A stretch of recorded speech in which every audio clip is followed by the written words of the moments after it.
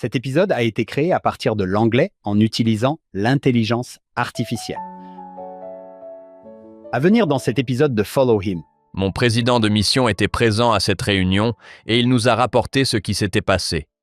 Le président Packer était là et il y a eu une séance de questions-réponses. Il n'arrêtait pas de dire « Bon, eh bien, pour cela, vous devrez laisser l'esprit vous guider. Et pour autre chose, vous devrez laisser l'esprit vous guider. » Et puis, finalement, quelqu'un a demandé « D'accord, mais comment pouvons-nous être sûrs que l'esprit est avec nous pour nous guider ?» Et mon président de mission a dit que sa réponse tenait en 2 mots. Bonjour mes amis, bienvenue dans un nouvel épisode de Follow Him. Je m'appelle Hank Smith. Je suis votre animateur. Je suis ici avec John By The Way. John, j'ai lu Moïse chapitre 6, verset 38. Il y a une chose étrange dans le pays, un homme sauvage est venu parmi nous. Je me souviens, à l'âge de 12 ans, j'écoutais John By The Way parler. Tu n'étais pas si vieux, John. Tu avais probablement la vingtaine. Je me souviens où j'étais, John. J'étais à ta gauche. Je regardais au loin. J'avais 12 ans. J'étais à une conférence pour les jeunes et je me suis dit, il est incroyable. C'était comme une agitation intérieure. Je suis sérieux. C'était comme, il est génial. Cela m'a bouleversé. Il y avait quelque chose d'étrange dans le pays, aurais-je dit. Un homme sauvage est venu parmi nous. Quelque chose d'incroyable est en train de se produire. Très intéressant. Merci pour l'homme sauvage et étrange. C'était sûrement dans la salle de bal du Wilkinson Center. Je ne sais pas quel âge a le vieux Wilkinson Center. C'était peut-être l'auditorium GSB. Honnêtement, je ne me souviens plus où c'était. Je me souviens que j'étais tout à gauche et je me disais, c'est génial. Une conférence pour les jeunes de Saint George, pieux de Saint George. Nous étions à l'université BYU. John, nous sommes privilégiés, honorés. Nous l'aimons de tout notre cœur et de toute notre âme. Il fait partie de notre famille Follow Him. Le docteur Kerry Muhlestein est de retour parmi nous. Kerry, bienvenue à nouveau dans l'émission. Ah, merci. En parlant d'hommes étranges et extravagants, merci de m'accueillir à nouveau. Oui, c'était le chapitre parfait, Kerry, comme je l'avais préparé, je pense. Étrange et extravagant. Eh bien, c'est à lui que je pense. Oui, nos bureaux étaient situés l'un en face de l'autre. Il se passait des choses étranges et extravagantes là-bas. Vous entrez dans son bureau, John, et vous y trouvez des artefacts égyptiens. Vous vous dites, c'est incroyable, ce type sait tout, Kerry sait tout. C'est étrange et extravagant, dans le bon sens du terme. Dans le bon sens du terme. John, quand vous pensez à Enoch et à ce que nous avons reçu du prophète Joseph Smith. Oh, merci de poser cette question. Il existe une vidéo YouTube intitulée « L'Ancien Testament » en 8 minutes. Je pense qu'elle a été écrite par les frères Fulmer, 2 professeurs de séminaire. Ce qui est drôle, c'est qu'ils ont très bien résumé l'Ancien Testament. Ils parlent d'Enoch et de la façon dont sa ville a été prise, ce qui n'est pas dans la Genèse qui est de Moïse, parce que nous n'y entrons pas. Et les commentaires sont du genre « Attendez, quoi? Quand est-ce que ça s'est passé ?» Et je me dis « D'accord, c'est dans la Perle de Grand Prix. » Donc je pense à une mention d'Enoch dans la Genèse, mais à l'histoire complète d'Enoch dans la Perle de Grand Prix, c'est ce à quoi je pense. Oui. Kerry, que penses-tu que nous allons faire aujourd'hui? Où veux-tu aller? John nous amène droit au but. C'est une révélation extraordinaire. C'est l'un de ces jours où nous devons simplement être reconnaissants pour le rétablissement. Nous sommes tellement bénis d'avoir reçu le flot de lumière qui est venu par l'intermédiaire du prophète Joseph Smith, car non seulement nous en savons davantage sur Enoch, mais aussi sur les vérités profondes qu'il enseigne, certaines des vérités les plus importantes et les plus profondes. Je pense que le chapitre 6 est l'un des plus beaux chapitres de toutes les Écritures. J'ai dit cela à propos de plusieurs chapitres, mais celui-ci est vraiment extraordinaire. Je suis tellement reconnaissant d'être béni par la vérité qui nous a été rétablie par l'intermédiaire de Joseph Smith. Oui. Que nous apprend le chapitre 5 de la Genèse sur Enoch? Et Enoch marcha avec Dieu. Oui. Et puis, vous pensez... c'est intéressant. Je me demande si Joseph Smith a dit « Y a-t-il autre chose à apprendre ici? Et quoi ?» Et voilà qu'arrive un flot de lumière et de connaissances qui se transforme en Moïse chapitre 6. Environ 60 fois plus maintenant. Joseph Smith nous donne 60 fois plus que ce qui se trouve dans la Genèse. Oui, c'est incroyable. Il m'arrive souvent, lorsque je donne des cours à l'université Brigham Young, de demander à mes étudiants « Comment savez-vous cela? Comment savez-vous ce que vous savez sur ce sujet précis ?» Ils répondent « Je ne sais pas, les Écritures, la Bible. » Je réponds « Non, c'est dans les Écritures. Oui, cela vient du prophète Joseph Smith. » Les avantages que nous tirons de ce fermier d'une vingtaine d'années sont sous-estimés. Je ne pense pas que nous réalisions tout ce que nous savons grâce à lui. Eh bien, Hank, c'est une excellente question à poser. Mais attendez, d'où tirez-vous cela? Car beaucoup d'entre nous ont une réserve de connaissances évangéliques dans laquelle nous puisons. Mais quand vous demandez « Attendez, quelle est votre source pour cela ?» vous serez étonné de voir à quel point cela est clarifié dans les Écritures du rétablissement, anciennes et modernes. Et c'est une bonne question à poser. Il n'est pas étonnant que si vous êtes l'adversaire, vous attaquiez le prophète Joseph Smith, car si vous pouvez vous débarrasser de lui, vous pouvez vous débarrasser de la compréhension du Seigneur, de la compréhension du plan du salut. Maintenant, John, quelqu'un se joint peut-être à nous pour la première fois avec Kerry. J'ai oublié de me préparer. D'accord. C'est parti. Je pensais qu'il y avait une blague là-dedans, mais c'était sérieux. D'accord. John, je sais que tu adores son CV. Oui. C'est trop long pour tout lire, mais je vais vous montrer « Apprendre à aimer Ésaïe ». Il pourrait probablement nous le lire en hébreu original, mais je vais vous lire ce qui est écrit ici à propos de l'auteur. Kerry Muhlestein est professeur, ancien directeur adjoint du département des Écritures anciennes à l'université Brigham Young, où il enseigne l'Ancien Testament depuis près de 30 ans. Il est également directeur de recherche pour ce département. Il a obtenu une licence en psychologie avec une mineure en hébreu à l'université Brigham Young, une maîtrise en hébreu et en études du Proche-Orient ancien à l'université Brigham Young et un doctorat à l'université UCLA, j'adore le dire, en égyptologie avec une spécialisation secondaire en hébreu et en littérature. Il est directeur du projet de fouilles égyptiennes de l'université Brigham Young. Lui et sa femme, Juliane, sont parents de 6 enfants.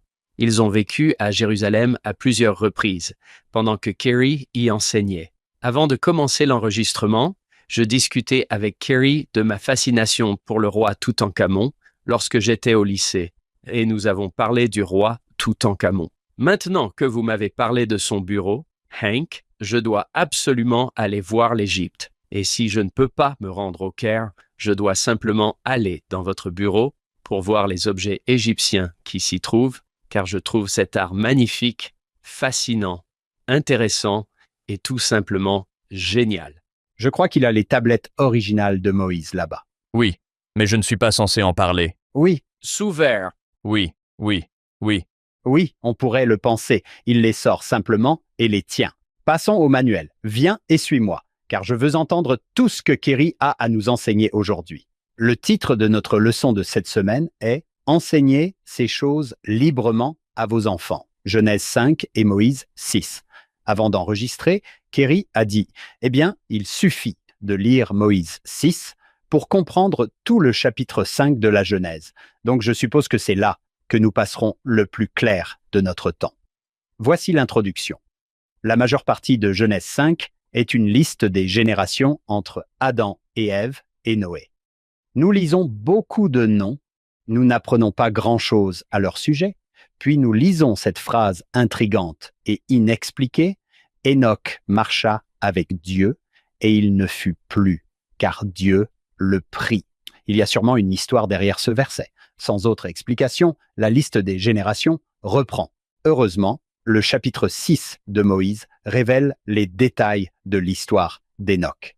Et c'est toute une histoire. Nous apprenons l'humilité d'Enoch, ses insécurités, le potentiel que Dieu voyait en lui. et le grand travail qu'il a accompli en tant que prophète de Dieu. Nous avons également une image plus claire de la famille d'Adam et Ève au fil des générations. Nous lisons le récit de la grande domination de Satan, mais aussi celui de parents qui enseignaient à leurs enfants les voies de Dieu.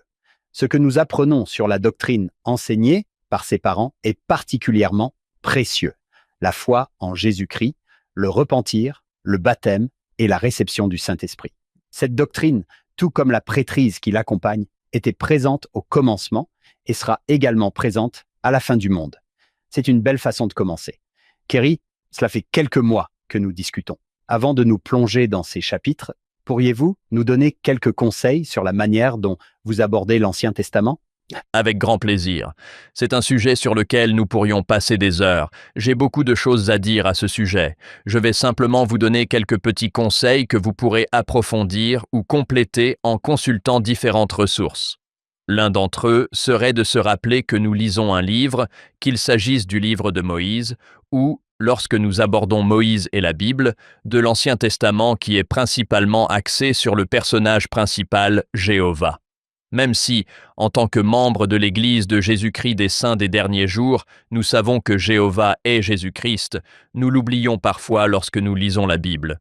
Je pense qu'il est important de reconnaître que chaque semaine, nous devrions apprendre quelque chose sur le Christ ou Jéhovah, qui sont une seule et même personne. Il est important de réfléchir au fait que l'Ancien Testament nous donne un aperçu de sa nature, de son caractère, de la manière dont il interagit avec nous, que nous ne trouverons dans aucun autre livre des Écritures, tout comme tout autre livre des Écritures nous donnera des informations que nous ne trouverons pas dans l'Ancien Testament. Mais j'espère que cette année, chacun abordera l'Ancien Testament en se demandant « Qu'ai-je appris sur la nature de Jéhovah ?» et par extension, sur le Père, car le Christ nous révèle qui est le Père. Qu'ai-je appris sur le Christ et notre Père, sur la manière dont il interagit avec moi et sur ma relation avec lui à partir des lectures de cette semaine? C'est l'un des outils ou des prismes les plus puissants que nous puissions appliquer à la lecture de l'Ancien Testament. Je pense que c'est vraiment merveilleux. Josh Sears, il y a quelques semaines, Hank, cela m'a beaucoup aidé. Je me suis dit, oh, c'est tellement vrai. Je pense à Jésus qui dit, apprenez de moi, écoutez mes paroles. Et je me dis, Jésus, j'oublie. Et je suis aussi Jéhovah de l'Ancien Testament. Je suis Jéhovah de ces millénaires. Je suis Jésus d'un siècle dans le Nouveau Testament. Et je suis Jéhovah de plusieurs millénaires. Oui, élargissez cela et vous verrez son caractère dans tous ces endroits aussi. Et Hank, pendant que je parle, Kerry a son propre podcast intitulé « Les Écritures sont réelles » auquel nous devrions faire référence car il est excellent. Les gens devraient vouloir y aller après avoir, s'ils ne l'ont pas déjà fait, après avoir entendu Kerry aujourd'hui, ils voudront y jeter un œil. Les Écritures sont réelles. C'est intéressant, John. Parfois, les gens disent « Oh, je préfère ton podcast à l'autre. » Je leur réponds « Écoutez, nous sommes tous dans la même équipe. Trouvez celui qui vous plaît. » Oui, nous avons un seul objectif. Nous voulons bâtir le royaume. Oui. Oui. Et nous avons tout le temps nécessaire pour écouter des podcasts pendant que nous conduisons ou faisons autre chose. Et nous avons chacun nos domaines de prédilection. Par exemple, je suis vraiment motivé cette année. Nous diffusons des images prises par drone. Je viens de rentrer d'un voyage où j'ai filmé, conduit et marché. Nous allons avoir différents niveaux de personnes qui veulent juste parcourir le texte, il y aura un épisode à ce sujet, mais ensuite nous aurons un endroit où nous aborderons la géographie, l'archéologie, l'histoire, la langue, etc. Nous avons tous nos propres contributions et il n'y aura pas trop d'études de l'Évangile et des Écritures ensemble, car comment pourrait-il y avoir trop de ressources? Cela n'existe pas. Oui. Il y a 5 ans, Hank, lorsque j'ai été invité pour la première fois à participer au podcast Follow Him, je pensais à l'audio, car le mot « podcast » est un jeu de mots sur « broadcast », diffusion. Sauf qu'il s'agit d'un iPod, donc on l'appelle « podcast », mais maintenant, tout est en vidéo. Ce que Kerry vient de décrire, vous avez des images prises par drones en Égypte et d'autres choses du genre. C'est de cela dont vous parlez? Oui, en Israël. J'ai donc dû acheter un drone car ils ne vous laissent pas simplement apporter votre drone en Israël. Exactement. Il faut faire appel à des personnes agréées. J'ai donc acheté des images de sites clés. J'en ai une où nous l'avons placée sur le tableau de bord de la voiture, ce qui permet de nous voir arriver, et une autre où, lorsque nous entrons dans des lieux, vous pouvez vous concentrer sur des endroits et toutes sortes de choses, en plus des photos que je prends depuis environ 20 ans. En fait, cela fait plus de 20 ans. 30 ans. En réalité, cela fait plus de 30 ans que je prends des photos en Israël. Et puis, il y a les cartes que j'ai réalisées et tout le reste. J'ai mis beaucoup de ces éléments dans ce livre qui n'est plus édité. Je n'arrive pas à faire la mise au point, mais c'est l'essentiel. Remets-le près de ton visage, Kerry. Voilà. Voilà. C'est ça. D'accord. Le compagnon essentiel de l'Ancien Testament. Il n'est plus édité, mais c'est celui pour lequel j'ai fait des cartes. Il contient des tableaux et des informations sur ce que vous devriez apprendre chaque semaine au sujet de Jéhovah. Il provient de l'ancienne leçon de doctrine évangélique. Il ne correspond donc qu'à environ 85 à 89%. Il y a quelques différences. Il n'est plus disponible, mais Covenant a accepté de me céder les droits, car il contient tellement d'images qu'il est trop coûteux à imprimer. Les gens peuvent l'obtenir gratuitement. Je suis prêt à envoyer le PDF gratuitement à tous ceux qui le souhaitent. Il suffit de m'envoyer un email à tscripturesarereal@gmail.com. Je leur en donnerai un exemplaire gratuit, mais il contient également de nombreuses photos, cartes, graphiques et autres éléments similaires. Oui. Cela me donne l'occasion de parler d'un autre ouvrage disponible dans lequel Kerry figure également. Il s'intitule « Trouver Jésus-Christ dans l'Ancien Testament ». Il s'agit d'extraits de nos leçons d'il y a 4 ans. Nous proposons également un PDF gratuit. Rendez-vous sur followhim.co. Kerry, vous aviez raison. Il n'y a pas de pénurie de ressources pour ceux qui veulent comprendre les Écritures et qui veulent y consacrer du temps. C'est ce que nous faisons pour le plaisir. Nous aimons vraiment ça. Permettez-moi maintenant de vous donner quelques points ou perspectives supplémentaires, appelez-les comme vous voulez, des outils qui aideront les gens dans leur étude de l'Ancien Testament cette année. L'un d'entre eux consiste à rechercher le symbolisme. Parfois, nous sommes tellement pressés de lire, et je comprends cela, surtout avec l'Ancien Testament, comme si nous avions d'énormes devoirs de lecture. Parfois, nous avions la section 93 dans Doctrine et Alliance. Nous devions lire cette section. Cette année, il n'y a aucune semaine où nous ne lisons qu'un seul chapitre. Je comprends que nous devons parfois lire rapidement, mais j'espère que les gens prendront le temps de rechercher les symboles et en particulier les actions symboliques. Le Seigneur demandait à ses prophètes de faire certaines choses ou interagissait avec les gens d'une manière qui était réelle, mais qui avait pour but d'enseigner symboliquement. Et c'est à cela que les gens de l'Ancien Testament étaient sensibles. C'est ce qu'ils recherchent. Nous allons passer à côté d'une grande partie de ce qu'il nous enseigne si nous ne commençons pas à rechercher cela.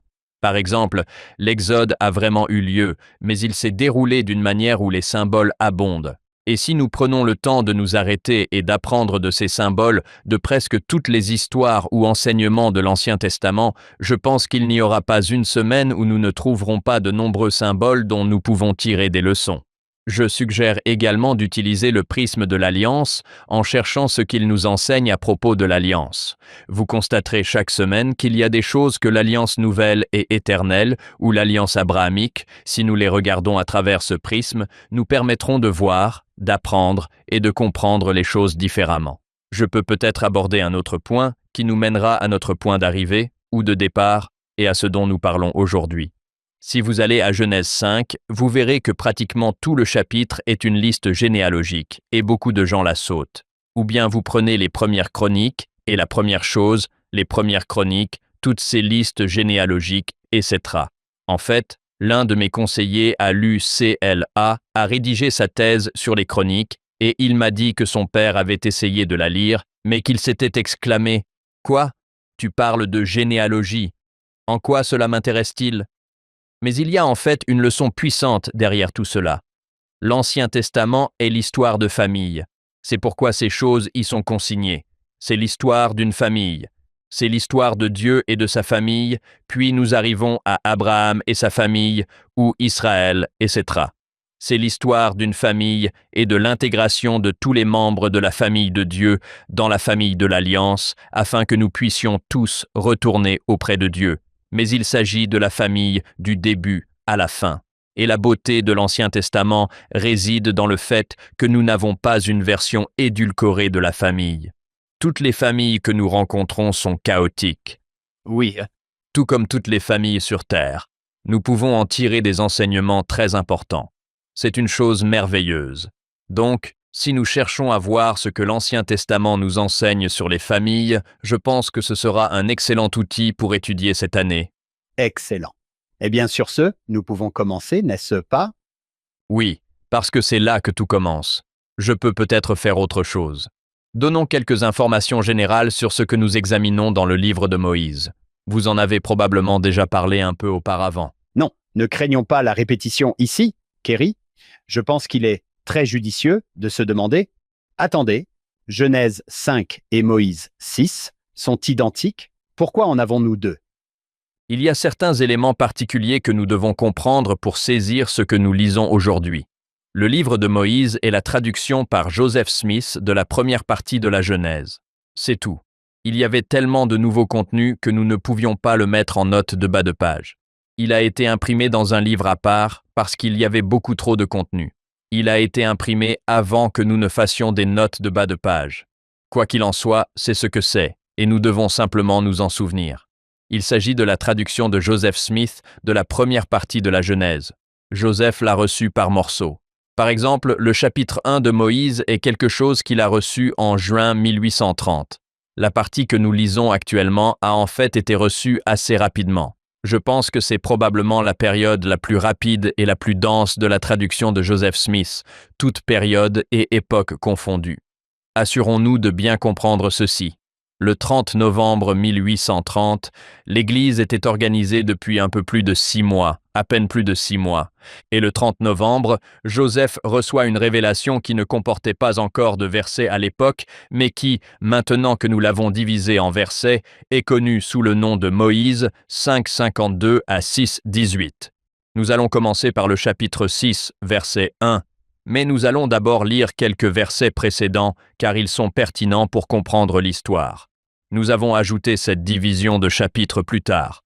Lorsque Joseph l'a reçu, il n'y avait pas de division. Les versets sont censés aller ensemble. Le lendemain, il reçoit les versets 6, 19 à 52. C'est une très grande partie qu'il reçoit là. Tout cela en une seule journée. Boum. Chapitre 6, versets 19 à 52.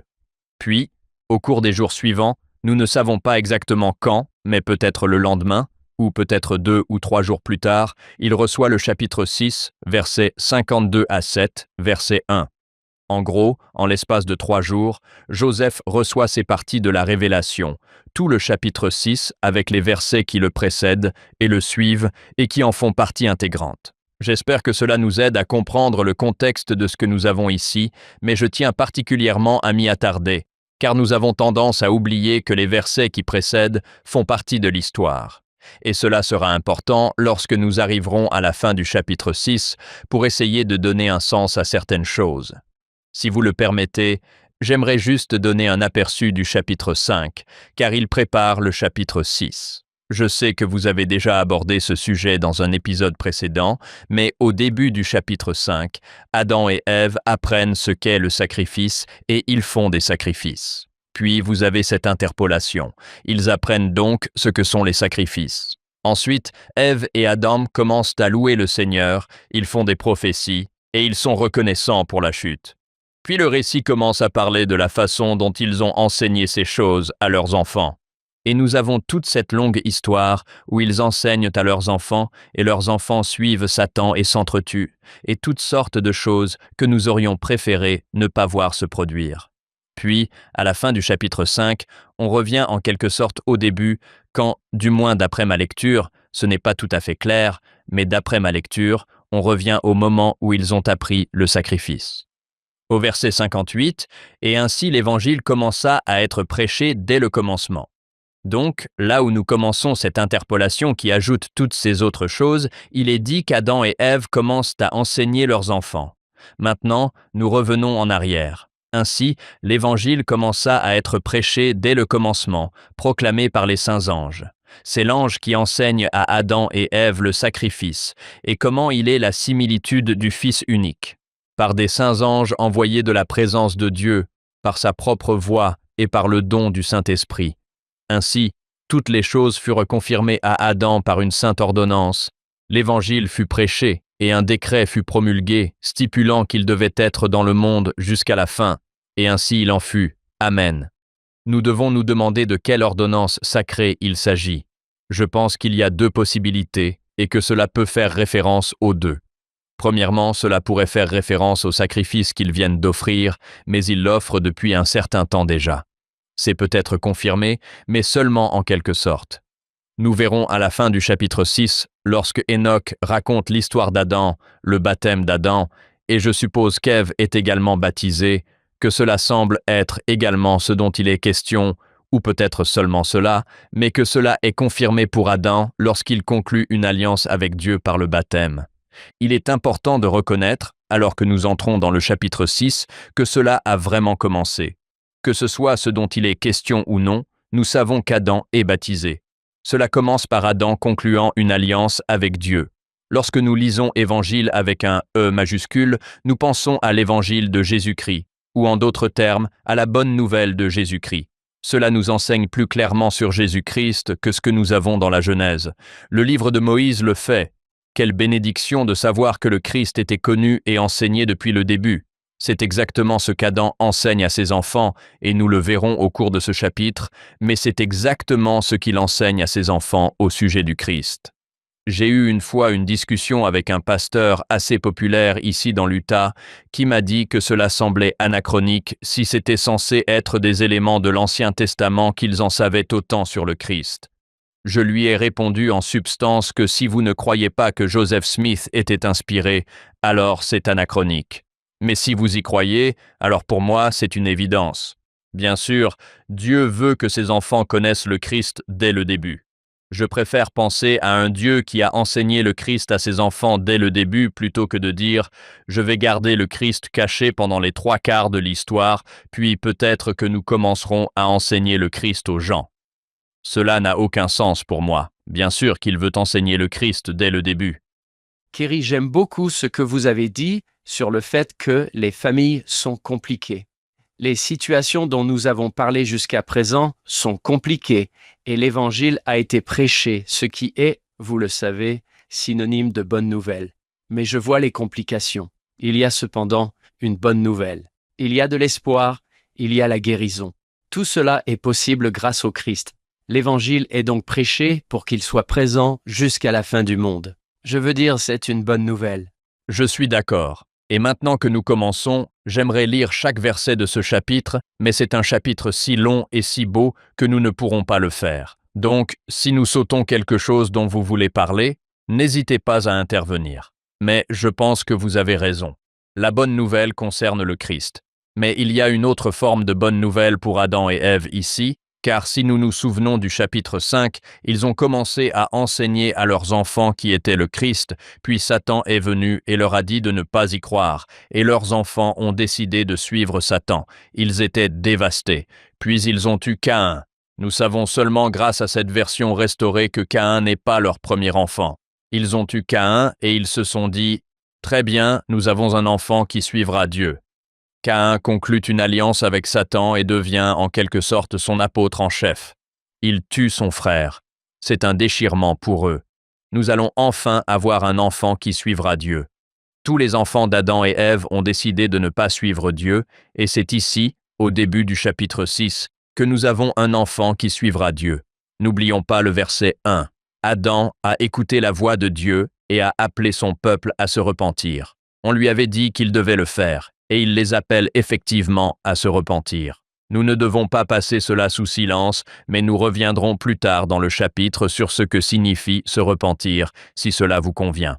Notons-le ici, mais il va parler de repentance à plusieurs reprises, ce qui n'est pas surprenant.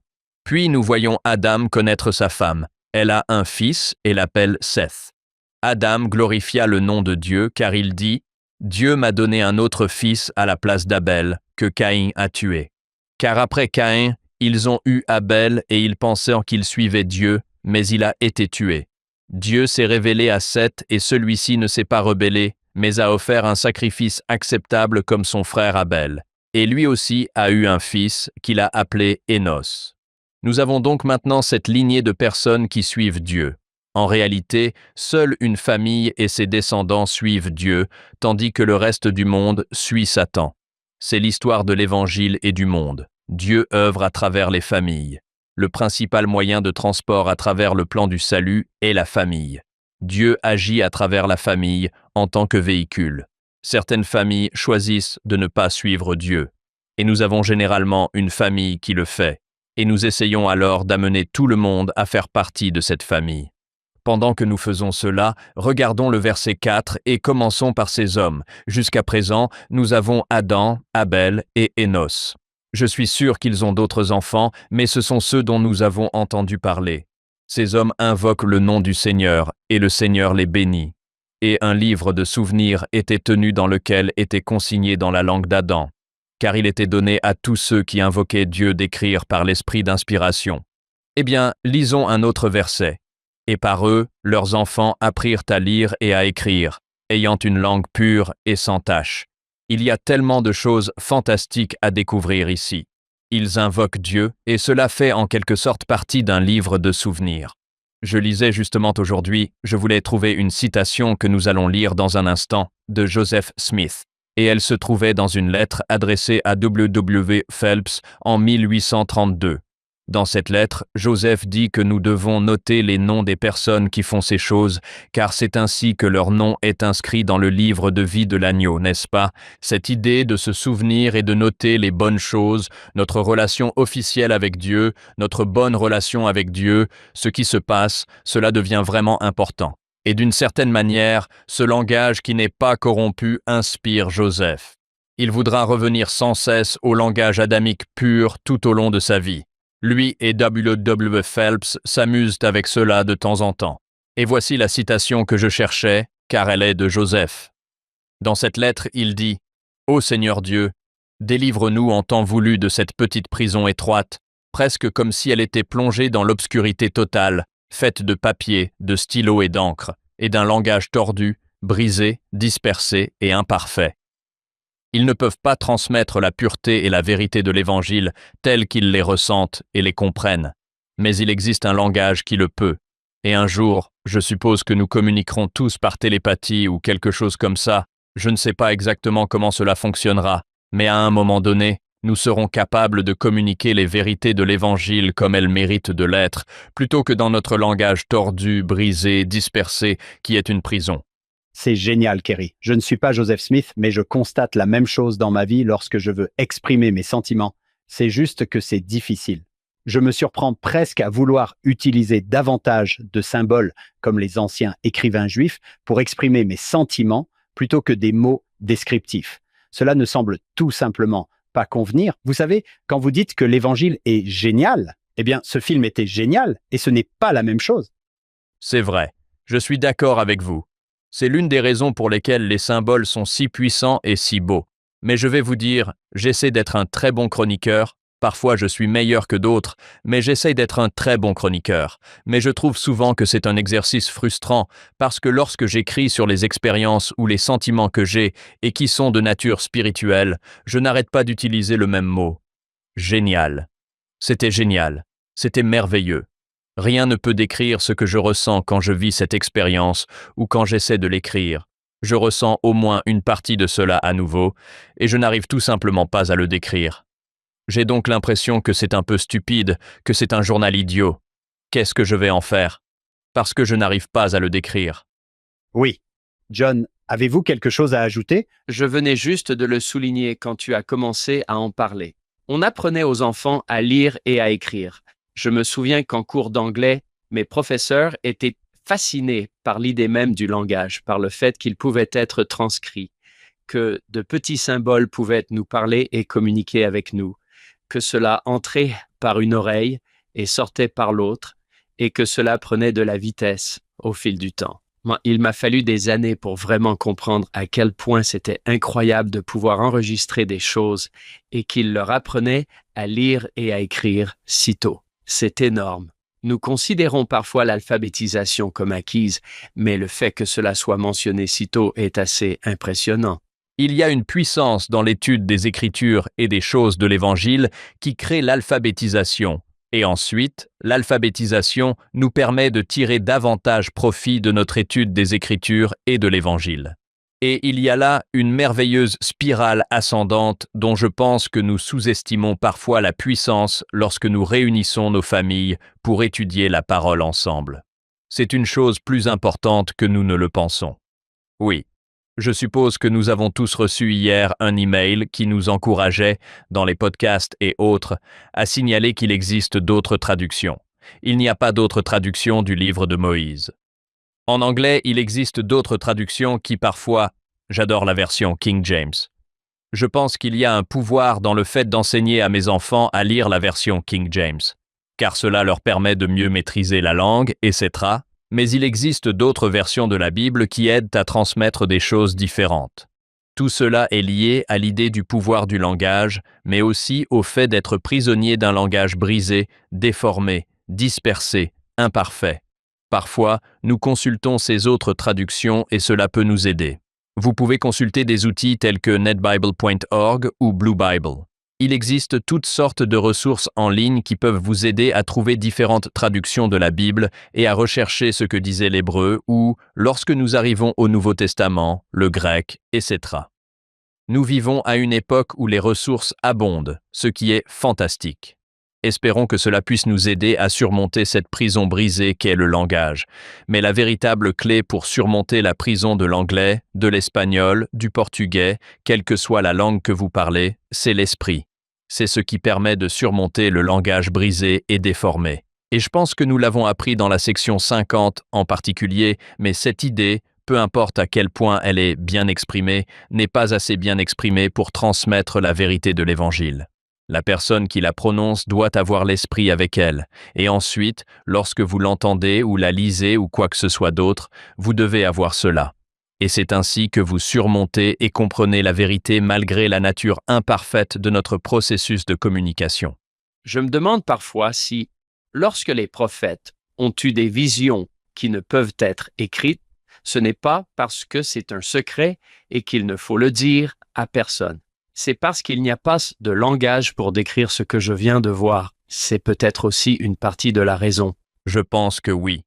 Comme dans 3 Néphi 17, dans la bénédiction des enfants, où il est dit qu'ils ne peuvent pas écrire certaines choses. Je pense que c'est en grande partie parce que nous avons ressenti des choses qui sont impossibles à décrire. Et le Christ nous a enseigné des choses que nous ne pouvons tout simplement pas. Je veux dire, ce que nous avons ressenti et compris lorsqu'il nous a enseigné. Nous ne savons pas comment l'écrire. Et remarquez le symbolisme qu'il a utilisé lorsqu'il a dit cela. Encore une fois, nous faisons de notre mieux pour essayer de transmettre la vérité qu'il essayait de transmettre ici. Le symbolisme aide, mais il faut quand même l'esprit pour vraiment comprendre. Eh bien, regardons le verset suivant. Je trouve cela vraiment intriguant. Il manque un antécédent quelque part ici. Verset 7. Rappelez-vous que la dernière chose est qu'il leur enseigne à écrire dans cette langue pure. Et puis il est dit, « Or, cette même prêtrise qui était au commencement sera également à la fin du monde. » D'accord, je comprends qu'il est dit que ce qui était au commencement sera à la fin, mais où est-il question de la prêtrise? Cela doit nous ramener à l'idée dont nous parlions tout à l'heure lorsqu'il est question d'une ordonnance confirmée à Adam. Je veux dire, cela sous-entend que cela est fait par la prêtrise. Donc, quelle que soit la prêtrise présente lorsqu'ils font l'expérience de cette ordonnance, il veut que nous sachions que cela existait au tout début et que cela durera tout au long de l'histoire de la terre, tout comme certaines des autres choses dont il parle. Ce sont des choses éternelles, elles seront toujours là. Comme nous l'avons dit, ce n'est pas Dieu qui les a cachées pendant les 3/4 de l'histoire. Dieu a mis ces choses à la disposition de ses enfants depuis le commencement, et elles seront là jusqu'à la fin. Tout le monde le sait, mais la prêtrise de Melchisédek, Melchisédek n'était pas encore né. Donc, Oui, et nous avons appris, vous savez, dans Doctrine et Alliance et ailleurs, que le nom complet du prêtre est le saint sacerdoce selon l'ordre du Fils de Dieu. Cela remonte donc à très loin, et plus tard, nous aurons d'autres façons de le décrire, mais Et cela remonte même à avant la création du monde. oui, forcément. C'est le pouvoir par lequel le monde a été créé. Il le faut. Quelle chose formidable que d'en faire partie. Et ce pouvoir a été délégué à l'homme. C'est ainsi que Dieu gouvernera son royaume du début à la fin. Je l'ai probablement déjà mentionné, Hank, mais j'ai acheté un exemplaire du Reader's Digest Who's Who in the Bible. J'étais intrigué de voir ce qu'il dirait à propos de Melchizedek, car sans la JST, il est un peu étrange. Attendez, il n'a ni mère, ni père, ni commencement, ni fin. Et la JST dit que sa prêtrise était sans mère, ni père, sans commencement. Cela a du sens. La prêtrise a toujours existé, depuis toujours. Il fallait bien cela pour créer le monde. Oui. Eh bien, c'est là qu'intervient le verset 8. Nous n'allons pas le lire en entier, mais c'est une prophétie. Il ne nous dit pas exactement quelle est cette prophétie, mais elle doit avoir un rapport avec le Christ et la prêtrise. Peut-être fait-elle référence à la prophétie du début du chapitre 5, où il fut rempli et commença à prophétiser concernant toutes les familles de la terre, etc. C'est peut-être à cela qu'il fait référence, mais en tout cas, il prophétise sous l'inspiration du Saint-Esprit. Et une généalogie des enfants de Dieu est conservée. Il s'agit d'une définition différente de celle que nous utilisons habituellement pour les enfants de Dieu. C'est une définition que nous trouverons à la toute fin de ce chapitre. Nous sommes tous des enfants de Dieu, mais vous devenez enfants de Dieu d'une manière différente, et nous y reviendrons plus en détail lorsque vous serez engendrés par lui en concluant des alliances avec lui. C'est ce que cela doit signifier ici. C'est du moins ainsi que je l'interprète lorsqu'il est question des enfants de Dieu, et c'est le livre des générations d'Adam, etc. Tout ce qui concerne la prêtrise, l'alliance, le Christ et la conservation des archives ou des registres est en quelque sorte lié au langage. Tout cela est étroitement lié. Et nous avons vu la même chose à ce stade, il y a seulement quelques mois, lorsque nous avons lu dans Doctrine et Alliance au sujet des baptêmes pour les morts et de la nécessité d'avoir un greffier et de s'assurer de garder une trace de ces choses afin que, lorsqu'elles sont enregistrées ici, elles soient enregistrées dans les cieux, etc. Chaque fois que nous obtenons le pouvoir de la prêtrise, les ordonnances, les scellements et l'éternité, le langage, l'enregistrement et l'écriture sont en quelque sorte impliqués. Je suis convaincu que je ne vois là que la partie émergée d'un iceberg important et que je ne comprends pas tout ce qui est important. Je soupçonne que vous le savez, alors j'aimerais beaucoup vous entendre. La réponse se trouve à la fin. C'est vrai, ce serait bien. Ne serait-il pas agréable d'avoir un ensemble d'écritures dont les réponses se trouvent à la fin? Oui, il suffit d'aller à la fin. Je dis souvent à mes étudiants que j'ai les mêmes écritures qu'eux, sauf que les miennes mentionnent la date du second avènement. À part cela, elles sont exactement les mêmes. D'accord, je sais où se trouve votre bureau. Je vais m'y faufiler et les lire. Oui. Quoi qu'il en soit, nous revenons maintenant à ces hommes et ces femmes créés, bénis et appelés Adam. Adam est donc à la fois un nom, mais aussi un mot qui signifie l'humanité. Je pense que c'est probablement ce à quoi il est fait référence ici, l'humanité, leur nom Adam. Nous continuons. La suite, à partir du verset 10, est une liste très similaire au chapitre 5 de la Genèse qui répertorie ces grands prédicateurs de la justice, et nous verrons même cette expression ici dans un instant. Elle indique qui est l'enfant de qui, sans nous donner tous leurs enfants, mais seulement ceux qui semblent avoir fini par occuper une fonction de présidence ou de prédication, ou quelque chose de ce genre. Elle nous indique également combien de temps ils ont vécu, et ce sont de très longues durées de vie. Je ne sais pas si c'est littéral ou si c'est une façon de dire que nous sommes dans une époque différente ou quelque chose comme ça, n'est-ce pas? C'est une autre chose qui mérite réflexion lorsque nous parlons des clés pour comprendre la Bible. Nous avons dit qu'elle est souvent très symbolique, et je ne pense pas que nous devrions utiliser cela pour dire « bon, d'accord, cela ne s'est pas produit » et rejeter l'historicité de la Bible. Je pense que c'est un problème. Mais nous devons reconnaître que parfois, nous les jugeons selon un critère de littéralité que nous ne nous imposons pas à nous-mêmes. En fait, je vais le dire ainsi. J'ai dit 1000 fois qu'il ne fallait pas prendre leurs chiffres trop au pied de la lettre. Et vous voyez ce que j'ai fait là. J'ai probablement dit un, plus d'un millier de fois, mais c'est notre façon de dire beaucoup, n'est-ce pas? Ou encore plus ridicule que cela, si nous disons « je l'ai dit une tonne de fois ». Eh bien, une tonne est une unité de mesure de poids. Si quelqu'un lit ce que j'ai dit dans 100 ans, il se demandera « que veut-il dire? Une tonne, comment peut-il dire ça? Merci une tonne, n'est-ce pas? Cela n'a aucun sens. Je pense que parfois nous ne comprenons pas parce que nous avons des expressions idiomatiques différentes. Nous ne comprenons parfois pas ce qu'ils disent. Alors peut-être que ce sont littéralement les années dans l'une de ces versions de cette traduction de Joseph Smith. Joseph a en fait changé l'âge d'Adam à 1000 ans. Cela signifie-t-il que c'était vraiment 1000 ans ou est-ce simplement Joseph qui dit « oui, ce sont… » Une longue période.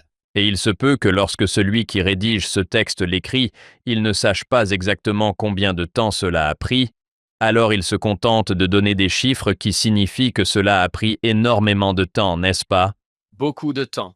Oui, Kerry, on a demandé un jour au président Hawks si les saints des derniers jours interprétaient la Bible au sens figuré ou au sens littéral. Il a répondu « entre les deux ». Oui. J'aime beaucoup cette réponse. Entre les deux. Quelque part. Je dirais les deux. Oui. Je veux dire les deux. Exactement. Certaines choses sont souvent à la fois littérales et figuratives. Certaines sont l'une ou l'autre, et vous avez raison, quelque part entre les deux. Oui. J'aime ça. Je vais m'en servir. C'est bien. Je vais beaucoup utiliser ça. Oui, c'est vrai. Si nous l'utiliserions énormément. Je m'en servirai énormément.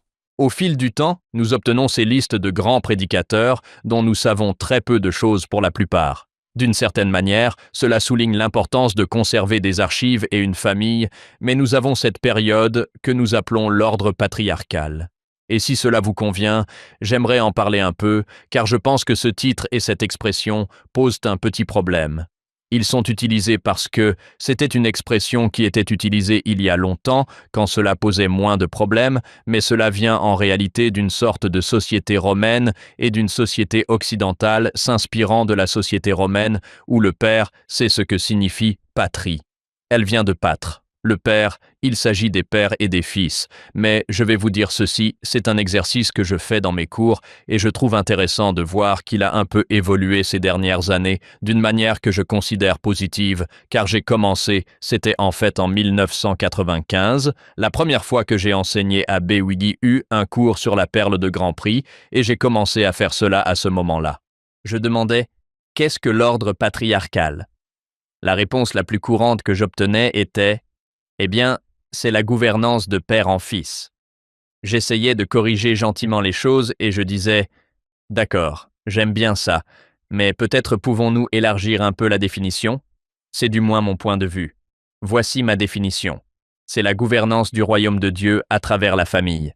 Ce n'est donc pas seulement le père et le fils. » Et après avoir enseigné pendant environ 10 ans, nous avons eu ce merveilleux discours du président Hawks sur la différence entre l'ordre patriarcal et l'ordre hiérarchique, dans lequel il explique clairement que l'ordre patriarcal est un partenariat complet et égalitaire. Il s'agit vraiment des familles. Il ne s'agit pas seulement des pères et des fils, mais comme nous utilisons le mot patriarcal, dont la racine latine véhicule cette notion d'exclusivité masculine, ce qui n'est pas exact. Nous avons un langage brisé, tordu et dispersé qui nous emprisonne ici. Nous avons un terme qui ne rend pas justice à ce qui se passait réellement. Et cela s'est peut-être passé pour eux de manière culturellement différente de ce qui se passe ici. Mais nous savons que le principe est que cela devrait être un partenariat complet et égalitaire, même si les responsabilités sont différentes et qu'ils avaient probablement des façons différentes de les répartir par rapport à l'époque de Joseph Smith et par rapport à nous. Cela pouvait sembler différent, mais c'est un partenariat d'une manière ou d'une autre. Et j'ai constaté ces dernières années qu'en posant cette question, au lieu de toujours devoir guider les étudiants vers la notion de famille, ce sont en fait les étudiants qui y parviennent par eux-mêmes. Je pense que les enseignements du président Hawks, du président Nelson et d'autres qui nous ont si bien enseigné cela, nous font progresser un peu dans notre compréhension de ce que signifie être patriarcal ou axé sur la famille. Et c'est un tournant. Le président Hawkes a fait beaucoup pour nous enseigner les différents aspects de la prêtrise. C'est comme si, tous les 2 ans, il donnait un discours qui, si on les rassemblait tous, formerait un fantastique manuel sur la prêtrise, mais il a fait plus que quiconque pour nous aider à comprendre comment la prêtrise fonctionne dans notre vie et dans notre famille.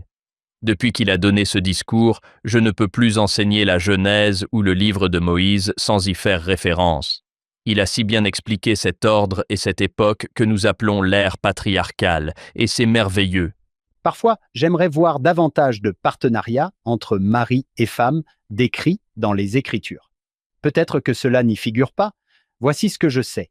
Je sais que lorsque je suis rempli du Saint-Esprit, j'aime ma femme plus purement, et lorsque nous avons tous les deux le Saint-Esprit, nous sommes des partenaires égaux. Je pense qu'il est raisonnable de supposer que ces personnes dont nous parlons avaient la plénitude du Saint-Esprit et qu'elles agissaient également ainsi, le Saint-Esprit leur apportant ce même amour et cette même égalité. Est-ce juste de dire cela? Tout à fait.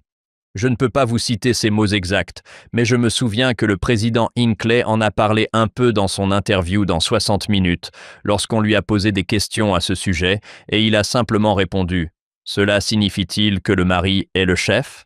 Et il a dit quelque chose comme « Vous savez bien que cela ne fonctionne pas ainsi. Quiconque a connu un mariage heureux sait que cela ne fonctionne pas ainsi. Je suis tout à fait d'accord avec vous. Plus je ressens l'esprit, plus j'ai une mentalité de travail d'équipe et une relation de travail d'équipe avec ma femme, et plus j'ai une mentalité de travail d'équipe et une relation de travail d'équipe, plus je ressens l'esprit et plus nous nous aimons. C'est ainsi que cela fonctionne. Culturellement, cela a été un peu différent selon les époques, mais cette vérité a toujours fait partie de la vie. Vous ne pouvez pas avoir l'esprit avec vous si vous ne traitez pas votre conjoint de la bonne manière, que vous soyez un homme ou une femme. Oui. L'histoire que nous racontons souvent dans la traduction du livre de Mormon, où Joseph ne pouvait pas traduire, ne pouvait pas obtenir la révélation, et où il s'est rendu compte qu'il avait eu une dispute avec Emma ou un désaccord quelconque et qu'il devait se réconcilier avec elle avant de pouvoir continuer. Pensez à toutes les façons dont nous pouvons appliquer cela à notre époque, et cela aide en fait à faire de notre mariage une priorité. Si je veux faire quoi que ce soit, je ne peux pas remplir mon appel, quel qu'il soit, et peut-être qu'elle ne peut pas non plus remplir le sien très bien, à moins que nous ne travaillions sur notre couple. Je pense que nous pouvons faire certaines suppositions sûres au sujet du Saint-Esprit, à savoir que si ces personnes ont le Saint-Esprit, elles auront l'égalité que nous espérons tous qu'elles aient et que nous espérons avoir nous-mêmes. Oui, elles auront de l'amour et se repentiront dans leur mariage. Lorsqu'elles commettront des erreurs dans leur mariage, elles ne seront pas des conjoints parfaits, mais elles se repentiront l'une envers l'autre et s'aideront mutuellement. Et cela ne concerne pas seulement les mariages. L'une des choses que nous commençons à comprendre en tant que peuple et que les dirigeants de l'Église ont probablement comprises depuis longtemps, mais que nous essayons de mieux comprendre, c'est qu'il s'agit des relations en général, de la relation avec Dieu, des relations entre nous. Je dirais que si vous avez des problèmes dans des relations importantes, il sera difficile d'avoir l'esprit avec vous, que ce soit avec votre conjoint, avec d'autres membres de votre famille, avec quelqu'un de votre paroisse, avec votre voisin. Je dirais que dans toutes les relations, on a besoin de pacificateurs. Et le Saint-Esprit peut vous aider dans ce domaine. Oui, absolument. Tout à fait. Et vous écoutez probablement cela en pensant que vous devez demander à quelqu'un d'autre de lire ceci. C'est ça le problème. Nous entendons parler de relations. Oui, ces autres personnes sont difficiles à vivre. Qu'est-ce qui ne va pas chez elles? Le président Nelson a très bien fait de nous interpeller à ce sujet. Je vais vous dire quelle expression je préfère. L'ordre patriarcal est formidable à certains égards. Ce chapitre nous donne en fait une expression que nous pouvons utiliser et qui, à mon avis, est un peu moins délicate. Problématique? Oui. Et c'est au verset 23. Nous avons quelques points à aborder avant cela, mais au verset 23, il les appelle les prédicateurs de la justice. C'est une excellente expression. C'est l'ère des prédicateurs de la justice. On pourrait dire que c'est l'héritier de l'ordre patriarcal. Et les prédicateurs de justice ne sont pas automatiquement associés au langage familial. Ce n'est donc pas tout à fait parfait, mais si nous pouvons dire que ce sont des prédicateurs de justice au sein d'un ordre familial et que le royaume de Dieu est gouverné selon un ordre familial, ce qui, soit dit en passant, est également notre avenir. À un certain moment, le royaume de Dieu sera gouverné uniquement par la famille, comme c'était le cas à cette époque. Nous sommes dans une période de transition étrange où nous avons cette division dont le président Hawks a parlé dans son discours, où nous avons à la fois un ordre hiérarchique et un ordre patriarcal, mais l'avenir du royaume de Dieu est la famille. Cela se produira par le biais des familles, lorsque nous serons tous scellés ensemble, et c'est en partie le but du scellement. Joseph Smith nous a donné l'évangile le plus beau et le plus complet, n'est-ce pas? Si nous revenons en arrière, nous voyons Seth vivre et avoir des enfants. L'un des éléments clés à examiner se trouve au verset 15. Et les enfants des hommes étaient nombreux sur toute la surface de la terre. Et en ces jours-là, Satan avait une grande domination parmi les hommes et faisait rage dans leur cœur, et dès lors vinrent les guerres et les effusions de sang. Et la main d'un homme s'éleva contre son propre frère pour lui donner la mort, à cause d'œuvres secrètes visant à obtenir le pouvoir. C'est malheureusement l'histoire du monde. Nous allons utiliser ici un mot qui nous fera paraître intelligent, car c'est vraiment le but de toute cette émission. Nous essayons de paraître intelligents. Nous allons utiliser le mot bifurcation, qui signifie diviser en deux parties. La race humaine est continuellement divisée. Il y a ceux qui choisissent de suivre Satan et ceux qui choisissent de suivre Dieu. Pendant un certain temps, il est possible d'essayer de rester au milieu, mais on ne peut jamais y rester très longtemps. Différents frères nous ont enseigné cela de différentes manières. Le président Ballard a parlé de rester sur le bon navire Sion, et si vous en descendez, il avance plus vite et vous ne pourrez peut-être pas remonter à bord. Neil A. Maxwell a utilisé l'analogie d'un train qui prend de la vitesse, et si vous en descendez, il sera plus difficile de remonter à bord. Nous sommes dans une période où nous sommes de plus en plus divisés. Soit vous suivez Satan, avec Satan qui fait rage dans nos cœurs, les guerres et les effusions de sang, soit vous faites partie du royaume de Dieu. Et c'est exactement ce que nous allons voir ici dans le chapitre 6 de Moïse, cette division entre Sion et tous ceux qui suivent Satan, mais je pense que nous le voyons à notre époque. Ce n'est pas seulement mon idée. Je tire cette conclusion de la lecture des dirigeants de notre Église, selon laquelle nous devons être très conscients qu'il est temps de nous rallier fermement à Sion. Car si vous essayez de vivre, eh bien, comme le dit parfois frère Maxwell, c'est comme vivre à Sion, mais avoir et entretenir une maison de vacances à Babylone. À un moment donné, vous ne pourrez plus continuer ainsi. La frontière sera fermée et vous vous retrouverez au mauvais endroit. Nous ne pouvons pas passer du temps sur tous les versets. Passons donc à Enoch et nous devrons simplement sauter certains de ces versets sur Mahalaleel et Caïnan. Il y a une chose qui mérite d'être soulignée, car elle prête parfois à confusion. Si nous allons au verset 17, Énos vécut 90 ans et engendra Caïnan. Il s'agit ici de Caïnan, qui s'écrit C-A-I-N-A-N. Les gens confondent parfois ce nom avec Caïn, mais ce n'est pas Caïn. Et avec le pays de Canaan que nous trouvons dans la Genèse et l'Exode, qui s'écrit avec deux A, ce n'est pas A-I. C'est un endroit différent, et nous ne voulons pas le confondre, mais c'est là que cela se termine, ce Caïnan dont nous entendons très peu parler, mais nous nous retrouvons avec le pays qui porte son nom. Enoch désignera son peuple comme le peuple centré sur Caïnan. Il est donc un personnage plus important qu'on ne le pense. Il fait partie de ces prédicateurs de justice qui semblent avoir un réel effet sur la famille. Mais nous allons passer directement à Enoch, car c'est vraiment de lui que traite la majeure partie de ce chapitre. Quelle histoire puissante! Comme vous l'avez dit au début, nous avons cette petite phrase, puis nous avons le reste du chapitre 6 et le chapitre 7 sur Enoch, et c'est tout simplement incroyable. Au verset 25, Enoch vécut 65 ans et engendra Mathusalem, et il arriva qu'Enoch voyagea dans le pays parmi le peuple. Pendant son voyage, l'Esprit de Dieu descendit du ciel et reposa sur lui. Et il entendit une voix venant du ciel qui disait « Enoch, mon fils, prophétise à ce peuple. » C'est intéressant.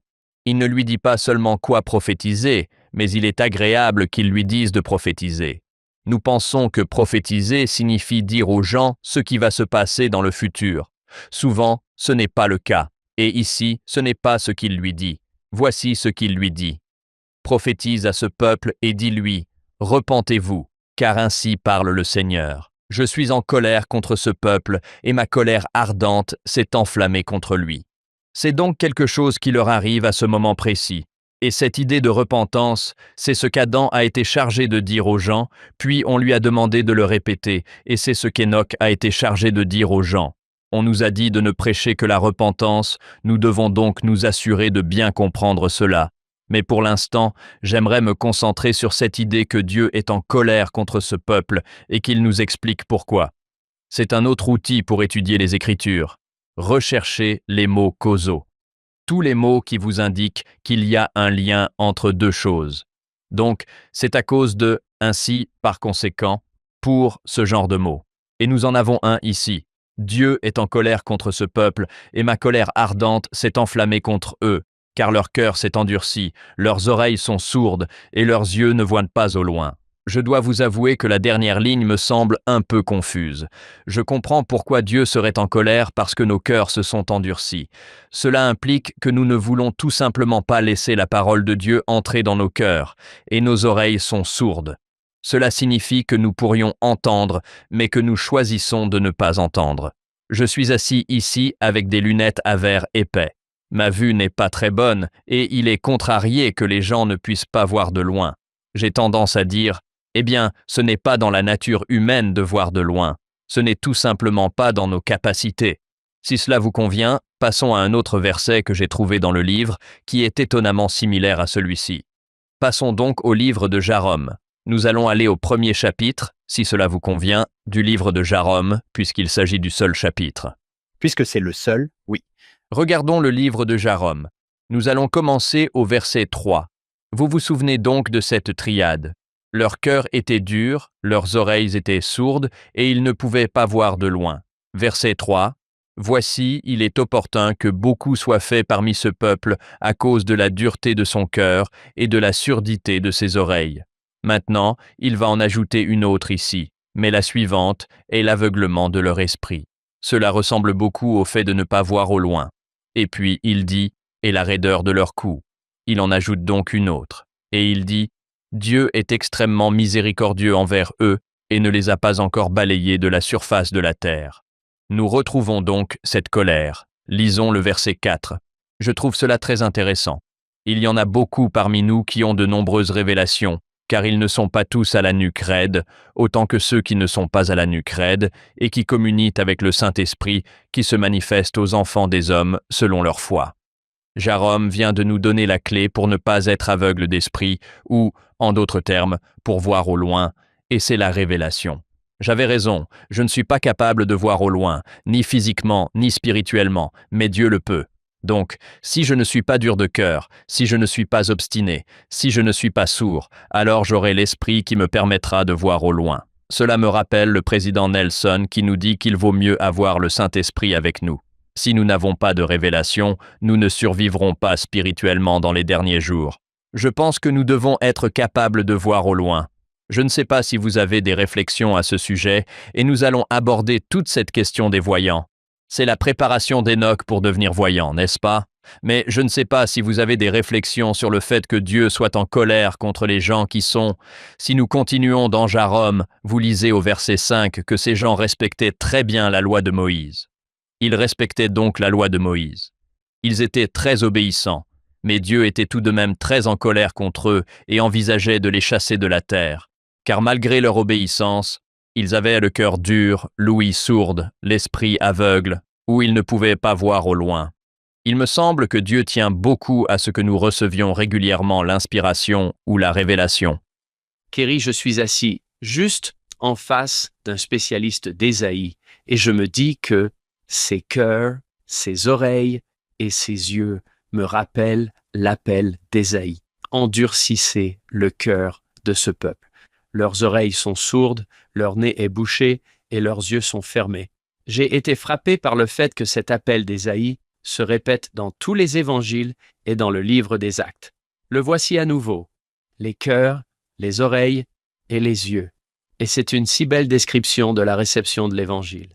Il faut avoir le cœur ouvert, être capable d'entendre, de voir au loin ou d'écouter les voyants qui peuvent voir au loin. Je ne sais pas. Avez-vous déjà fait le lien entre cela et l'appel d'Ésaïe, ce verset? Oui, et je pense que vous avez tout à fait raison. Dans Jarome, c'était en quelque sorte un quatuor, mais il y a un triplet qui revient partout avec vos yeux, vos cœurs et vos coups qui s'ajoutent à beaucoup d'endroits, mais le cœur, les oreilles et les yeux. Ce qui est intéressant pour Ésaïe, c'est que Dieu dit en substance, « Vous devrez parler à ces gens d'une manière qui n'est accessible qu'à eux. » Et c'est le Christ qui nous explique bien cela. Seuls ceux qui sont prêts à faire l'effort n'auront pas le cœur dur, les yeux aveugles et les oreilles sourdes, car il faut faire un effort pour avoir l'esprit avec soi.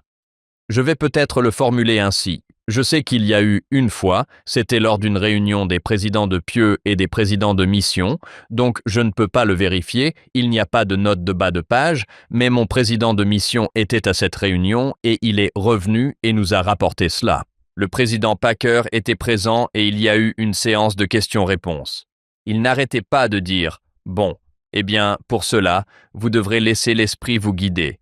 Et pour autre chose, vous devrez laisser l'esprit vous guider. » Et puis finalement, quelqu'un a demandé « Bon, alors comment pouvons-nous nous assurer que l'esprit est avec nous pour nous guider ?» Et sa réponse, selon mon président de mission, tenait en 2 mots « Méritez-le ». Nous savons tous ce que nous devons faire. Ce sont les réponses de la primaire. Nous savons tous ce que nous devons faire pour avoir l'esprit avec nous. Il suffit de le faire. Ce verset sur la colère de Dieu, John, tu sais où il se trouve? Alma cite, je crois que c'est Zénoc. Tu es en colère contre ce peuple, ô Seigneur, parce que tu n'as pas compris. C'est Alma 33:16, je crois. Bravo, John. Car ils ne comprendront pas ta miséricorde que tu leur as accordée grâce à ton Fils. Oui, que vois-tu là, John? Je sais que tu aimes ce verset. J'adore ce verset. Quand on lit Alma 33, on se dit « Oh, je vois ce que fait Alma ». Il leur montre que Dieu aura un fils en citant certains prophètes des plaques terrain, mais ne manquez pas ce qu'il y a d'autre dans ce verset. Ils ne comprendront pas ta miséricorde. Ce n'est pas qu'ils ne peuvent pas. Ils refusent simplement. Ils refusent de comprendre à quel point Dieu est miséricordieux, ce qui est, waouh, une chose vraiment cool à méditer. C'est Stephen Robinson. Croyez en Christ. Ne vous contentez pas de croire en lui. Croyez-le quand il dit qu'il pardonne. Vous êtes en colère parce que vous refusez de comprendre à quel point il est miséricordieux. C'est l'autre raison pour laquelle j'aime ce verset, pas seulement parce qu'il illustre le point de vue d'Alma, selon lequel Dieu aura un fils. Oui, et ce mot « en colère » est intéressant. C'est presque de la frustration, de la déception. Être poussé à agir pour corriger la situation. Exactement. Triste de voir où cela mène. Parfois, lorsque nous rencontrons des gens qui s'égarent, nous ne sommes pas en colère. Nous pensons simplement « je sais comment cette histoire va finir, je l'ai déjà vue ». C'est frustrant. On se dit « oh, ne fais pas ça ». Moi, le Seigneur, je pardonne les péchés. C'est quoi, la section 63? Il le répète sans cesse. Comprenez donc sa miséricorde. Il est indulgent. Mais l'une des choses que nous verrons, je pense, c'est qu'il s'agit d'un autre outil pour comprendre l'Ancien Testament. Nous verrons que la colère de Dieu est généralement, nous trouvons même cette expression dans Jérémie où il fait preuve de miséricorde et de colère. C'est quelque chose qu'il doit faire pour corriger une situation qui pose problème. Et ainsi, la colère devient une humiliation. Il humilie, disperse, balaye, peu importe, balaye la surface ou autre. Il doit faire quelque chose pour que cela change, car ils en sont à un point où ils ne changent pas en suppliant. Je pense qu'à notre époque, nous considérons la colère comme une perte de sang-froid. Perdre le contrôle. Oui, Dieu ne perd pas le contrôle. Il ne saisit pas la terre et ne la projette pas à travers l'univers. Il est frustré, en colère, attristé. Ce sont toutes des émotions tout à fait légitimes. Pour mon podcast, nous avons organisé plusieurs petites tables rondes, dont une sur la colère de Dieu, et il est intéressant de noter que nous sommes tous les 3 arrivés indépendamment à la même conclusion, à savoir que j'ai lu des passages sur la colère de Dieu dans les Écritures. En tant qu'être déchu, je ne suis pas capable de ressentir le genre de colère dont il est question dans les Écritures. Ma colère est toujours mal placée. Dieu, en tant qu'être exalté, a une capacité différente de la mienne. Je pense qu'il y a eu des moments dans ma vie où je sais qu'il y a eu des moments dans ma vie où je lisais des passages sur la colère de Dieu et où je me disais « D'accord, Même si je suis justifié dans cette situation, je me rends compte que non, parce que je ne fais pas comme Dieu le fait. Je ne le fais tout simplement pas. J'ai essayé et je n'en suis pas capable. C'est intéressant, car je dirais, eh bien, je peux être en colère. Je peux être en colère. Dieu est en colère. Et vous dites que ce n'est pas la même chose. Ce n'est pas la même chose. J'ai essayé, mais ça n'a pas marché. Oui, vous utilisez sans cesse ce mot. Je ne pense pas qu'il ait le sens que vous lui donnez. Je ne pense pas qu'il ait le sens que vous lui donnez. Oh, tant mieux, tant mieux. Kerry, c'est fantastique jusqu'à présent. Mes écritures sont couvertes de notes. Continuons. Très bien. Passons au moment où Enoch a l'occasion de répondre à Dieu. Dieu lui dit qu'il doit appeler les gens à se repentir, etc. Verset 31.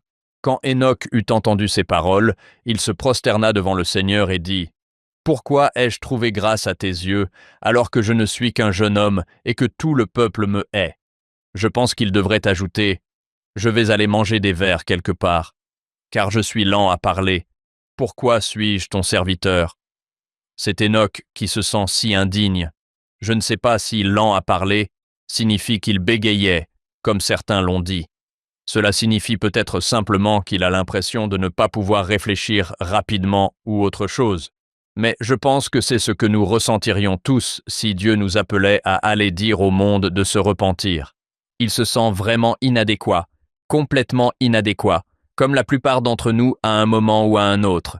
Ce qui est fascinant, c'est la réponse que Dieu lui donne. Et le Seigneur dit à Enoch, « Va et fais ce que je t'ai commandé, et nul ne te transpercera. Ouvre ta bouche, et elle sera remplie. » C'est donc la réponse à son problème, n'est-ce pas? Je suis lent à parler.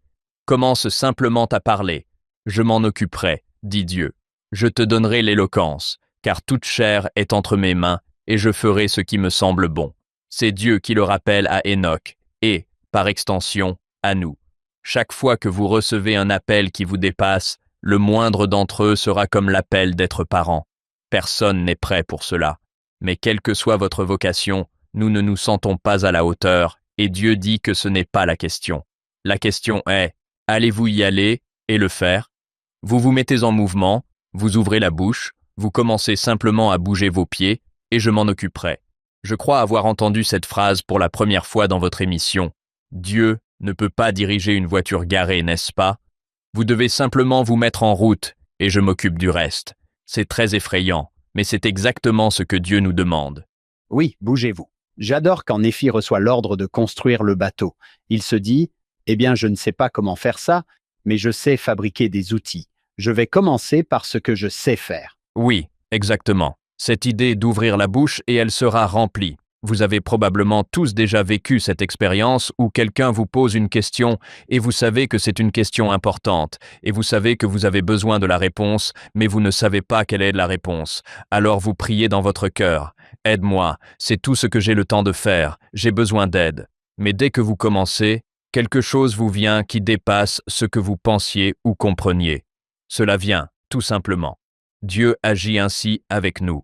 C'est ce qu'a dit un jour frère Maxwell à sa manière unique. Dieu ne vous demande pas vos capacités, mais votre disponibilité. Puis, lorsque vous prouvez votre fiabilité, il augmente vos capacités. C'est tout à fait vrai. Il vous demande « Êtes-vous disponible ?» Oui, oui. Si vous commencez à bouger vos pieds, je vous emmènerai là où vous ne pouvez pas aller seul. Je te donnerai au moment même ce que tu devras dire. N'est-ce pas un verset de Doctrine et Alliance? Je te donnerai au moment même ce que tu devras dire. Pas 2 heures à l'avance, mais au moment même. Oui. Et c'est là qu'intervient l'exercice de la foi. En fin de compte, c'est l'histoire du salut. Je ne peux pas être sauvé par moi-même, même avec l'aide de ma merveilleuse épouse, et même avec l'aide de Hank et John. Je ne peux pas être sauvé. Si je continue simplement à venir au Christ, le Christ peut m'emmener là où je ne peux pas aller. Il s'occupe de tout. Nous devons simplement nous associer à lui. C'est ce que fait Enoch. Et bien sûr, cela devient un partenariat incroyable, incroyable. L'un des partenariats les plus incroyables de l'histoire du monde. Nous devons lire le verset 34. « Voici, mon esprit est sur toi. C'est pourquoi je justifierai toutes tes paroles. Voilà une promesse. Et les montagnes s'enfuiront devant toi, et les fleuves se détourneront de leur cours, et tu demeureras en moi et moi en toi. Marche donc avec moi. N'est-ce pas là le thème pour les jeunes pour l'année prochaine? Oui, c'est ça. Regardez ce qu'il dit. Si nous voulons parler de relations et de partenariat, c'est Dieu, Jéhovah, le Christ, qui dit à Enoch, « Formons ce partenariat. Si tu marches avec moi, je serai avec toi, et tu seras avec moi. Et nous irons là où nous irons. » Pour reprendre les mots du docteur Seuss, je suppose. Réfléchissez vraiment à ce qu'il dit à Enoch qu'il peut faire. Puis il se met immédiatement à enseigner à Enoch, et par extension à nous, à travers une action symbolique, le genre de choses dont nous parlions au début du podcast, où il dit à Enoch, « Oins tes yeux d'argile, lave-les, et tu verras. » Et Enoch le fit. Il y a là un symbolisme fantastique. Si vous mettez de la boue sur vos yeux, vous ne pouvez pas voir. Cela semble symboliser ce qu'était Enoch avant cela et ce que nous sommes tous, c'est-à-dire que nous ne pouvons pas voir au loin, mais si nous les lavons, et vers la fin de ce chapitre, nous en apprendrons davantage sur le lavage. Si nous les lavons avec Dieu, en fin de compte, c'est vraiment si nous laissons Dieu les laver. Cela me rappelle l'histoire de l'homme né aveugle, dont le Christ, et le président Hollande vient de parler, où le Christ met de l'argile sur ses yeux et lui dit ensuite d'aller se laver. Mais en se lavant, Enoch verra. Regardez ce qu'il voit lorsque nous arrivons au verset 36, le verset suivant. « Et il vit les esprits que Dieu avait créés, et il vit aussi des choses qui n'étaient pas visibles à l'œil naturel. Et dès lors, le dicton se répandit dans le pays. Le Seigneur a suscité un voyant pour son peuple, n'est-ce pas? Nous verrons cela plus en détail dans le chapitre suivant, et vous en parlerez davantage la semaine prochaine, mais quand il a cette vision où il voit Satan debout, voilant la terre avec des chaînes et riant avec ses démons, je n'ai jamais vu cela. L'avez-vous déjà vu? C'est apparemment une réalité qu'Enoch peut voir, mais je n'ai pas la capacité de la voir. Enoch est un voyant. Je ne peux pas lire cela sans penser que parfois nous sous-estimons le fait que nous avons 15 personnes que nous soutenons en tant que prophètes, voyants et révélateurs. Ils voient des choses que nous ne voyons pas et parfois nous les ignorons. C'est tout simplement ridicule. Dans les chapitres du livre de Mormon consacrés à la guerre, lorsqu'ils décrivent les fortifications, ils disent « Nous allons creuser un fossé, nous allons mettre quelque chose à l'intérieur du fossé, puis nous allons mettre des poutres, puis nous allons mettre une clôture, puis nous allons mettre des tours, puis nous allons mettre quelqu'un dans la tour. » C'est amusant de démontrer l'absurdité de la situation. Vous êtes en train d'entretenir la structure en piquet, et quelqu'un dans la tour s'écrie « Attention, le danger approche à 2 heures. » Nous levons les yeux et répondons « Je ne vois aucun danger. » C'est vrai, parce que vous êtes en train d'entretenir la structure en piquet. Je suis le voyant. Je suis ici, en haut. Je peux voir au loin. J'ai une vue plus large que vous, et j'adore le fait que le mot « voyant » vienne de « voir », et l'idée que nous pouvons faire confiance à des personnes qui voient plus loin que nous, et nous pouvons leur faire confiance pour voir au loin. Il y a tellement de symboles fantastiques qui pourraient être utilisés pour cela. Nous avons, comme vous le dites, des hommes dans la tour de guet. Les prophètes sont souvent comparés à cela. J'ai beaucoup navigué dans ma vie, et il y a des moments où vous pouvez dire que vous êtes dans une zone rocheuse. Vous demandez à quelqu'un de monter un peu plus haut pour regarder en bas. Vous pouvez être aux commandes, mais vous faites confiance à la vision de cette personne pour savoir si vous êtes en sécurité ou non, etc. Pourtant, nous ignorons parfois les voyants. Nous pouvons leur faire confiance sur un bateau, mais pas dans la vie. Eh bien, je veux dire, qu'est-ce qui se passe? Enoch devient l'un des plus grands voyants de tous les temps. Nous avons quelques descriptions amusantes, dont certaines que vous avez mentionnées au début, Hank, lorsque vous parliez de John et moi, selon lesquelles Enoch fait ce que Dieu lui a demandé de faire. Il commence à monter sur les collines et les hauteurs, et il crie d'une voix forte. Il y a donc là aussi un certain symbolisme. Il se trouve dans les hauteurs, dans des lieux plus proches de Dieu et d'où l'on peut voir loin. Réfléchissez-y. Lisons le verset 37. Il arriva qu'Enoch se rendit dans le pays parmi le peuple, se tenant sur les collines et les hauteurs, et cria d'une voix forte, témoignant contre leurs œuvres, et tous les hommes furent offensés à cause de lui. Tous les hommes étaient offensés à cause de lui. Cela va nous arriver à tous. Si nous défendons la vérité, si nous parlons de repentance et de ce qui est juste, les gens seront offensés. C'est une situation difficile à vivre. Une fois, quelqu'un m'a raconté qu'il avait trouvé un emploi dans l'industrie informatique où il pouvait travailler de chez lui la plupart du temps, et qu'il en était venu à redouter les moments où il devait se rendre au bureau, car il avait toujours peur que quelqu'un découvre qu'il était membre de l'Église et soit contrarié par notre position sur le mariage ou d'autres sujets similaires. Il vivait dans la crainte des gens qui seraient offensés par ses croyances. Et je peux le comprendre. J'ai moi-même rencontré beaucoup de gens qui ont été offensés par mes croyances, même s'ils n'auraient pas dû l'être, simplement parce qu'ils étaient offensés par la vérité. C'est une situation difficile dans laquelle se trouvent actuellement beaucoup de nos jeunes et de nos jeunes adultes. Ils vivent dans la crainte de la colère et des critiques acerbes qui visent tous ceux qui défendent la vérité. J'espère qu'ils pourront s'identifier un peu à Enoch. Oui, c'est une question difficile, c'est une parole difficile, et c'est amusant d'explorer cette question. Donc, aujourd'hui, oui. Quelles sont certaines de ces paroles difficiles? Oui, la liste semble s'allonger. Oui, c'est vrai. Mais bien sûr, la question qui suit celle à laquelle vous faites référence est « Allez-vous aussi partir ?» Et où allez-vous aller? C'est difficile. Il faut reconnaître que Dieu nous demande quelque chose de difficile parce que Satan est un ennemi de la vérité. Et si vous croyez en la vérité et que vous la défendez, Satan et le monde s'en prendront à vous. La leçon à retenir est que Dieu soutient Enoch. Le monde s'en prend à Enoch. Ils veulent le détruire, mais Dieu le soutient et il peut déplacer des rivières, des montagnes et tout ce dont il a besoin. Dieu le soutient. C'est une bonne position. C'est effrayant d'avoir le monde contre soi, mais je préfère avoir le monde contre moi et Dieu derrière moi plutôt que d'avoir Dieu contre moi et le monde derrière moi. L'un est beaucoup plus fiable que l'autre. C'est un bon argument. Je crois que c'est Brigham Young qui a dit « Si Joseph Smith était un criminel et un menteur, alors les criminels et les menteurs l'auraient accepté. Vous savez d'où il vient, car le monde le rejette. » Cela crée une situation intéressante pour Enoch. Verset 38, « Ils vinrent pour l'entendre. Ainsi, même si les gens sont offensés, ils viennent l'écouter. L'idée n'est pas exprimée clairement, mais elle devient évidente. Enoch prend sa mission au sérieux, il prêche, et les gens ne peuvent l'ignorer. Il fait sensation dans le pays.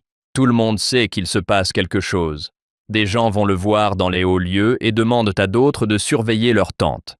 Ils disent « Nous irons là-bas pour voir le voyant », car il prophétise et il se passe une chose étrange dans le pays. Un homme sauvage est venu parmi nous. Les gens ont interprété cela de différentes manières, mais je pense qu'il y a au moins une interprétation qui devrait être retenue. Nous avons cette tradition, et peut-être qu'elle commence avec Enoch, je ne sais pas. Mais il existe cette tradition selon laquelle le monde est en un seul endroit, et Dieu envoie des prophètes de l'extérieur du monde pour appeler le monde à la repentance. Ils viennent du désert, ils viennent de l'extérieur de l'establishment, ils viennent de l'extérieur des villes ou autres. Vous savez, Jean-Baptiste, Élie, ils correspondent à cette description. Et d'une certaine manière, Joseph Smith, ils correspondent à cette description d'homme sauvage. Ils viennent de l'extérieur de l'institution que le monde a mise en place et cela semble sauvage et fou, mais ce sont ces personnes qui doivent abattre les murs du monde pour que le monde écoute et sorte du monde pour aller vers Dieu. J'aime ça. Comme sortir du désert, de la nature sauvage. C'est le même mot. C'est tout à fait exact. Oui, à la manière de Jean-Baptiste. Exactement, et je pense que cela est mentionné dans la note de bas de page. Il est écrit Matthieu 3. Et il suivait vraiment la tradition d'Élie, avec une ceinture de cuir, un homme velu dans le désert, etc. Franchement, Élie suivait probablement la tradition d'Enoch. Nous ne savons pas depuis combien de temps il y a des hommes sauvages, s'ils existaient avant eux, mais cela dure depuis un certain temps. Eh bien, vous êtes en bonne compagnie lorsque Hank vous qualifie d'homme sauvage et d'être étrange dans le pays. Le verset 39 nous donne une idée du soutien que Dieu lui apporte. Et il arriva, lorsqu'ils l'entendirent, que personne ne porta la main sur lui, car la crainte s'empara de tous ceux qui l'entendirent, car il marchait avec Dieu.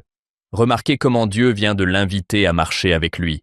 Il marche avec lui, et parce qu'il marche avec lui, même si tout le monde aimerait arrêter Enoch, personne ne le peut. Dieu le protège. Le verset 40 n'est pas très important, sauf qu'il contient une petite anecdote amusante. Et un homme vint vers lui, dont le nom était Mahidja. Tous les autres personnages de ce chapitre sont mentionnés quelque part dans la Bible, mais Mahidja n'est pas nommé dans la Bible, bien qu'il apparaisse dans le livre des manuscrits de la mer morte consacré à Enoch. Quoi? Soit Mahidja, soit Maoudja.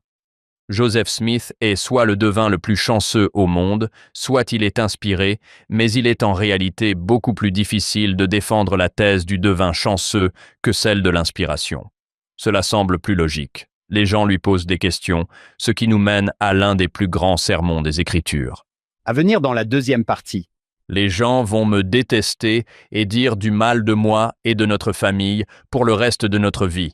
Ils vont critiquer mes compétences en tant que professeur, mes compétences en tant qu'égyptologue. Ils vont dire des choses sur notre famille. Les gens sont tellement controversés au sujet du livre d'Abraham.